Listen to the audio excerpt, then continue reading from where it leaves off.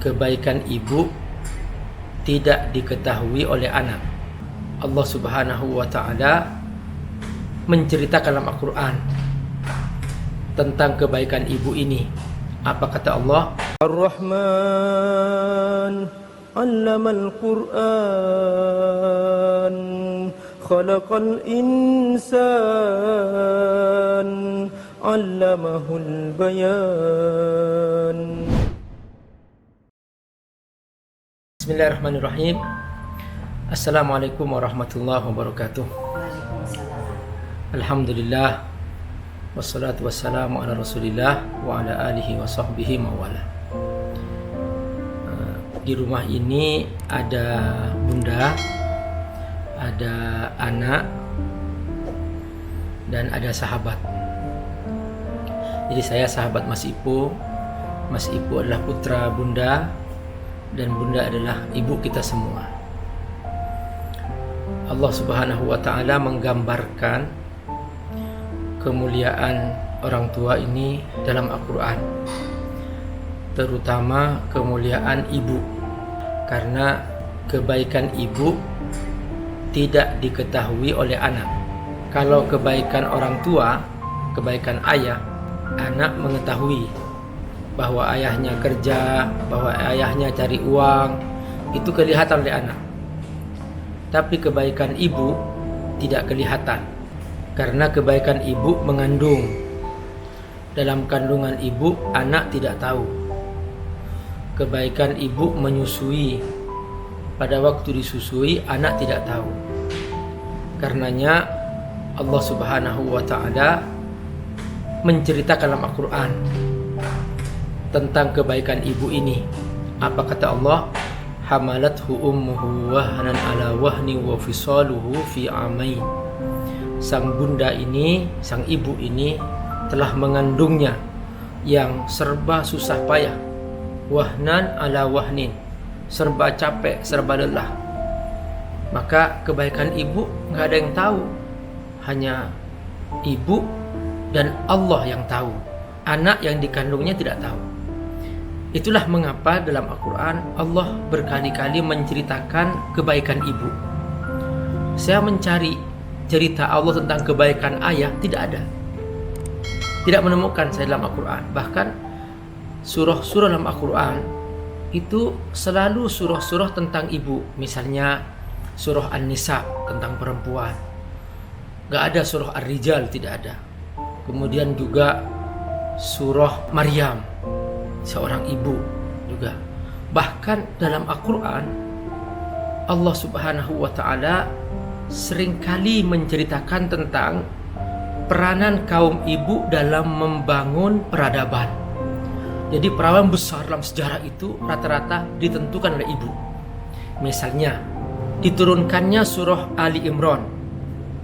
Dalam surah Ali Imran ini Allah menceritakan tentang peranan seorang ibu, yaitu istri Imran, yang bercita-cita nanti kalau anakku lahir, aku akan wakafkan ke Masjidil Aqsa. Itu cita-citanya. Dia berangan-angan nanti kalau anakku lahir akan aku wakafkan ke Masjidil Aqsa. Nah, dalam tradisi ketika itu mereka tahu bahwa yang bekerja di Masjidil Aqsa itu laki-laki. Begitu lahir ternyata perempuan. Maka istri Imran ini yang kemudian diberi nama oleh Allah surat Ali Imran. Nah, ini istri Imran ini yang menginginkan anaknya nanti berkhidmat di Masjidil Aqsa. Ternyata dia merasa sedih. Kenapa sih kok perempuan, ya Allah? Engkau kan sudah tahu, ya Allah, bahwa aku ingin anakku ini lahir laki-laki dan aku akan jadikan anakku ini berkhidmah ke Masjidil Aqsa. Kenapa ya Allah kok perempuan? Langsung Allah jawab, walaisa dzakaru kal unsa. Ini bukan perempuan biasa, kata Allah. Ternyata perempuan inilah yang Allah persiapkan nanti yang akan melahirkan Isa alaihissalam, Nabi Isa alaihissalam. Itulah ibunda Maryam. Jadi inilah ibunda Maryam, wanita suci yang Allah persiapkan. Dan benar, sekalipun dia perempuan, tetap letakkan di sebuah mihrab khusus, tempat khusus yang di situ tidak ada yang masuk kecuali seorang yang bertanggung jawab untuk hidupnya. Nah, karena Ibunda Maryam ini adalah putri dari pembesar ya para istilahnya kalau dulu para rahib Nasrani kan, memang mereka masih beragama tauhid masih ketika itu, belum terkena sudah yang namanya akidah Trinitas belum. Jadi mereka masih beragama tauhid. Jadi mereka berlomba-lomba, semua para pendeta datang. Mereka ingin bahwa aku yang siap menjadi kafil itu penanggung yang akan bertanggung jawab untuk memberikan makanan kepada Maryam. Kata yang lain, aku juga. Kata yang lain, aku juga. Akhirnya mereka saling berebut. Maka diadakanlah sayembara. Nah, bagaimana sayembaranya? Di situ ada sebuah sungai. Nah, kalau Bapak Ibu nanti kalau ke Yordania, di situ ada perbatasan antara Yordania dengan Palestina, namanya sungai Urdun, sungai Yordania. Nah, ayo masing-masing ya lemparkan penanya ke sungai. Siapa yang penanya ikut hanyut berarti nggak kebagian. Tapi siapa yang penanya melawan arus, jadi dia seharusnya ikut arus tapi dia berbalik. Nah, itulah dia akan bertanggung jawab untuk menanggung hidupnya Maryam. Begitu pena-pena dilempar, ternyata yang melawan arus hanyalah penanya Nabi Zakaria alaihissalam. Maka terpilihlah Nabi Zakaria sebagai penanggung jawab Maryam alaihissalam. Inilah yang kata Allah, idh yulquna aqlamahum, ketika mereka melemparkan pena-pena. Itu dalam Al-Quran ada direkam cerita ini. Subhanallah.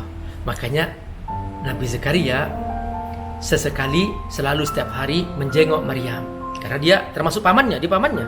Nah, maka dia menjengok, membawa makanan. Begitu masuk ke mihrab, loh, kok makanannya banyak kamu, buah-buahan. Loh, kok buah-buahan ini untuk musim dingin? Sekarang kan musim panas. Dari mana kau dapat buah-buahan ini? Di musim panas dapat buah-buahan musim dingin. Di pasar tidak ada sama sekali. Nah, ini pasti aneh nih. Dari mana kau dapat? Anna laki hada, kata Nabi Zakaria. Dari mana kau dapat? Anna laki hada. Dari mana kau dapat? Subhanallah.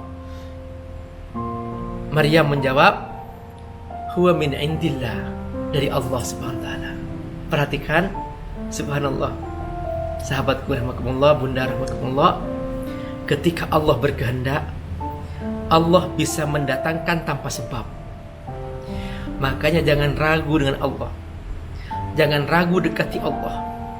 Jangan ragu bersama Allah. Allah bisa mendatangkan segala sesuatu tanpa sebab. Maryam hanya sibuk berzikir, sibuk ibadah.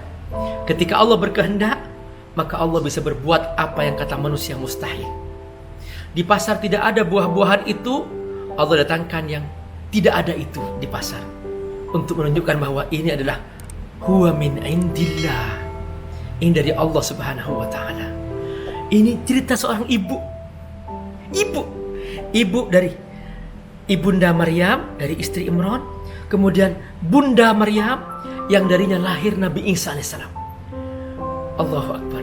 Teman-teman, assalamualaikum warahmatullahi wabarakatuh. Abi Amir sedang bersama Ustadz Subki Al-Bukuri. Kayaknya Ustadz Subki lebih tinggi ya, Ustadz ya? Masya Allah. Saya kelihatan kepalanya, insya Allah.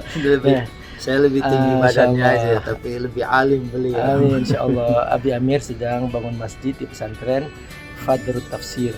Insya Allah mudah-mudahan teman-teman bisa mendukung pembangunan masjid ini.